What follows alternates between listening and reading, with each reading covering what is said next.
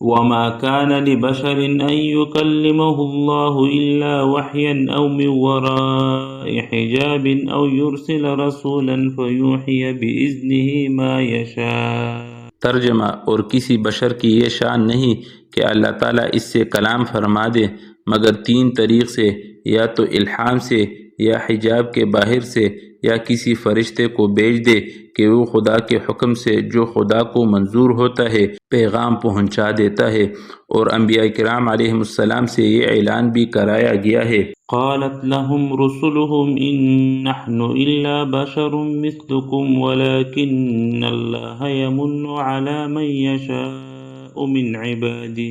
ترجمہ: ان کے رسولوں نے ان سے کہا کہ ہم بھی تمہارے جیسے آدمی ہیں، لیکن اللہ اپنے بندوں میں سے جس پر چاہے احسان فرما دے۔ قرآن کریم نے یہ بھی بتایا کہ بشر کی تحقیر سب سے پہلے ابلیس نے کی، اور بشر اول حضرت آدم علیہ السلام کو سجدہ کرنے سے یہ کہہ کر انکار کیا، قال لم أكن لأسجد لبشر خلقته من صلصال من حمأ مسنون۔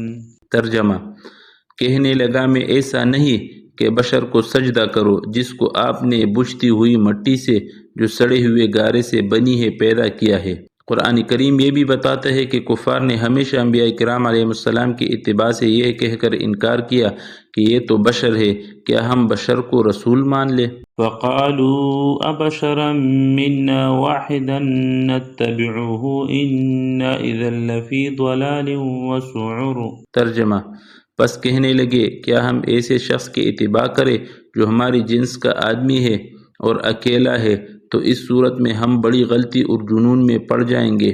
وما منع الناس أن يؤمنوا إذ جاءهم الهدى إلا أن قالوا أبعث الله بشرا رسولا قل لو كان في الأرض ملائكة يمشون مطمئنين لنزلنا عليهم من السماء ملكا رسولا۔ ترجمہ: اور جس وقت ان لوگوں کے پاس ہدایت پہنچ چکی، اس وقت ان کو ایمان لانے سے بجز اس کے اور کوئی بات مانع نہ ہوئی کہ انہوں نے کہا کیا اللہ تعالیٰ نے بشر کو رسول بنا کر بھیجا ہے؟ آپ فرما دیجئے اگر زمین میں فرشتے رہتے ہوتے کہ اس میں چلتے بستے تو البتہ ہم ان پر آسمان سے فرشتے کو رسول بنا کر بھیجتے۔ ان ارشادات سے واضح ہوتا ہے کہ انبیاء کرام علیہم السلام انسان اور بشر ہی ہوتے ہیں، گویا کسی نبی کو نبوت پر ایمان لانے کا مطلب ہی یہ ہے کہ ان کو بشر اور رسول تسلیم کیا جائے۔ اسی لیے تمام اہل سنت کے ہاں رسول کی تعریف یہ کی گئی ہے۔ ترجمہ: رسول وہ انسان ہے جس کو اللہ تعالیٰ اپنے پیغامات اور احکام بندوں تک پہنچانے کے لیے مبعوث فرماتے ہیں۔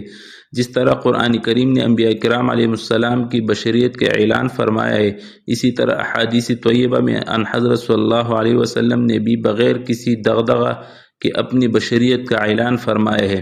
چنانچہ ان حضرت صلی اللہ علیہ وسلم جہاں یہ فرماتے ہیں کہ سب سے پہلا میرا نور تخلیق کیا گیا، یعنی اگر اس سے روایت کو صحیح تسلیم کر لیا جائے، وہاں یہ بھی فرماتے ہیں۔ ترجمہ: اے اللہ میں بھی ایک انسان ہی ہوں، پس جس مسلمان پر میں نے لعنت کی ہو یا اسے برا بلا کہا ہو، آپ اس کو اس شخص کے لیے پاکیزگی اور اجر کا ذریعہ بنا دے۔